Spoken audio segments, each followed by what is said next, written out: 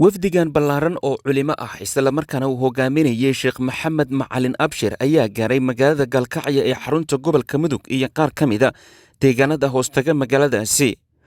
Ujeedka wafdiga culimada ay u gaareen deegaanka ayaa ahayd sidii tayeen iyo horumarin ballaaran loogu samayn lahaa madaariistii iyo macaahidii horey looga hirgeliyey deegaanada ay culimada booqdeen.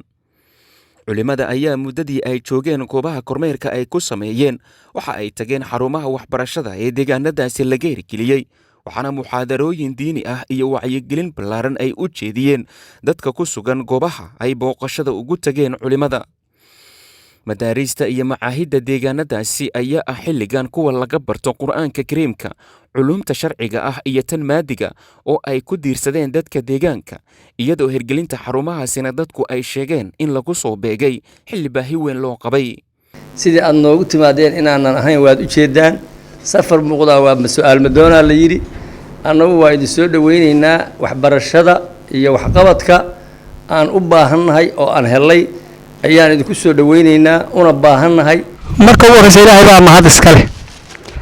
midda labaad waxaa mahadsan intii ilaahay waxbarashada iyo wanaagga fahansiiyo. annaga ilmahan annaga aabbayaashoodii hooyayaashoodii ah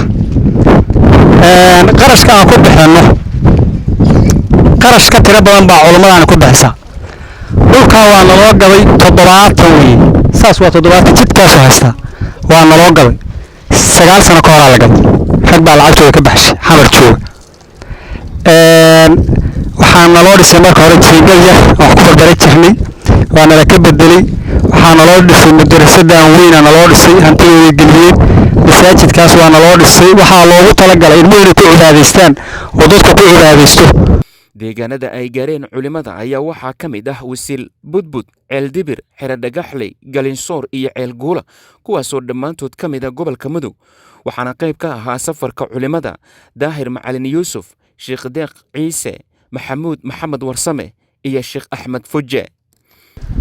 dadaalka inaad laba laabtaan marka dambe oo idin imaanayno Xero Dhagaxley waxaan rabnaa insha Allah intaan afar jibaarkeed inaan aragno.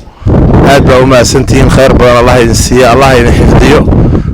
diinka waa la idinku dhibaya, waa la idin caayaya, waa la idin aflagaadeynaya, wasakh oo dhan baa la idinka sheegaya, been oo dhan baa la idinka sheegaya. laakiin qofkii ilaahay taageerayo baytiisa noqotaa ogaada.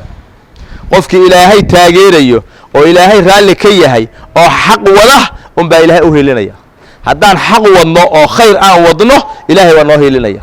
waan aragna madaaristeenna kuwa Wasiil ku yaala, kuwa Ceeldibir ku yaala, kuwa Budbud ku yaala, kuwa ku yaala Galinsoor.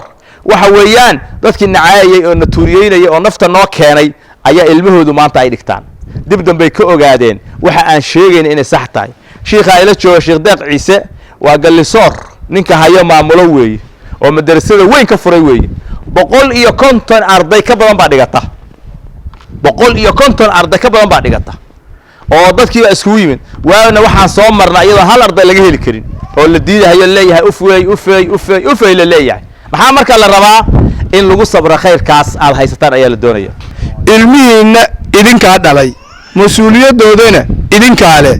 qof meel kale ka soo hadlaya ama wixii bari gaara aysan wax mushkila ku hayn oo aysan damqinayn yuusan wax weey yuusan u talin ee qofka dhibkiisa uu u yaalaha u taliyo. intaasaan dhihi lahaa wixii wara sheekha koobay, laakiin waxa weeye waxa loo baahan yahay ilmahaaga mas'uuliyadooda wixii ka halaabaa adiga ayay ku yaalaan ee uma yaalaan nin asagu dana gooniya kale ama macna gooniya kale. baraarujintii dhammaan waxaa noo dhameeyey Sheekh Maxamed Macalin Abshir. ilaahay subxaanahu wa tacaala ha nagu anfaco, kuwii qaatana ilaahay ha naga dhigo. barnaamijka wuxuu walba ku saabsanaa in is baraarujiyo. marka baraarujintuna waxaa ku soo dhammaanaysaa ilaahay subxaanahu wa tacaala aan ka baqno. yaa ayuha aladiina aamanuu ittaqullaha xaqa tuqaatihi walaa tamuutunna ilaa wa antum muslimuun. qofku intuu nool yahay inuu ahaado qof taqwo leh oo ilaahay subxaanahu wa tacaala ka baqa. ilaahay subxaanahu wa tacaala cabsidiisana bacda tawxiid qofku markuu qof muslim yahay ka bacdi waxaa ugu weyn salaada. wax ilaahay lagu caabudo oo salaad ka weyn ma jiraan. إن الذين آمنوا وعملوا الصالحات كانت لهم جنات الفردوس نزلا خالدين فيها لا يبغون عنها حولا.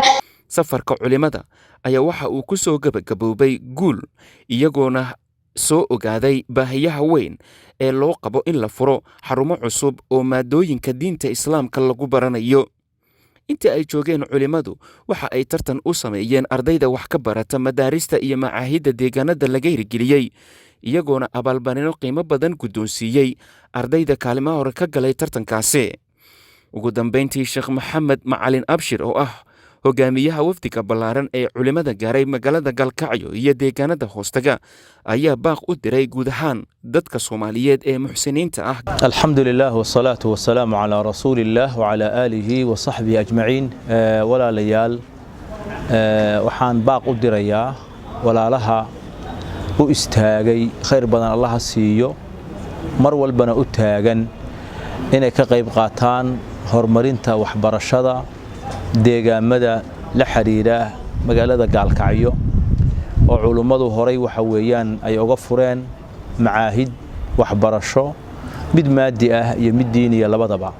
kadib culimadu markay arkeen meeshaas aqoon darrada iyo jahliga yaala ilaahay khayr badan ha siiyo dadkii u istaagay inay maalkooda ku bixiyaan waxa weeyaan inay dadkooda iyo deegaankooda horumariyaan gaar ahaan jaaliyadda deegaanadaas u dhalatay oo waxa weeyaan meelaha macaahiddaas laga furay sida mataqaana Galinsoor, Budbud, Xeero Dhagaxley, Ceel Dibir, Wisil ilaa Cilguula iyo meelaha kale oo dhiman oo ay tahay khayrkaas in lagu baahiyo walaalihii u istaagay oo gacan ka geystay horay waxaan leenahay khayr badan Allah idin siiyo ilaa 500 oo arday oo waxa weeyaan maadiya diin labadaba la barahayo oo ilaahay dartiisa loo barahayo oo waxa weeyaan culimadu ay u taagan yihiin mar walba inay khayrkaas waxa weeyaan dadka ku booriyaan oo ay booqdaan oo ay waxa weeyaan soo ogaadaan wadcigu sidoo habba uu yahay waxa weeyaan wax ilaahay subxaanahu wa ta'ala looga mahadiyo weeye ribix aakhiro oo la shinsanahayana weeye nabiguna wuxuu yiri calayhi salaatu wasalaam khayrun naasi anfa'uhum linnaas dadka waxa ugu khayr badan uguna fiican kuwa dadka anfaca oo waxa weeyaan khayrka gaarsiiya marka waxa weeyaan idinkana waxa la idinka rabaa inaad ku didaashaan dadkii hore u bixiyana ilaahay subxaanahu wa ta'ala badal khayr qaba Allah siiyo dadka dambana waxaan leenahay Soomaali weyn iyo gaar ahaan jaaliyadda deegaanka u dhalatay waxa u istaagtaan inaad caawisaan oo garab istaagtaan dadkaas firiga wax lagu barahayo oo lacag la'aanta ah macallimiintaas waxa weeyaan mushaarkooda iyo waxa weeyaan ka qayb qaadashada iyo horumarinta maxaa yeelay waa sadaqa jaariya waa cilmun yuntafacu bihi waxa weeyaan masaajid la dhisahayo iyo madaaris qur'aan iyo waxa weeyaan khayrkaas oo cilmiga oo la faafinahayo intaas weeyaan waxa qaradkuna uu yahay waxa weeyaan in loo baxsado yawma laa yanfacu maalun walaa banuun illa man ata allaha biqalbin saliim maalintaas qiyaamaha ah qofku inuu baxsado sadaqadaas uu la baxahayo oo hooskeeda uu harsado adduunyadana ilaahay balaayadeeda uga xijaabo wixiisana ilaahay u barakeeyo wajazaakumullahu khayran sallallahu ala nabiyyina muhammad wa ala alihi wa sahbihi ajma'in.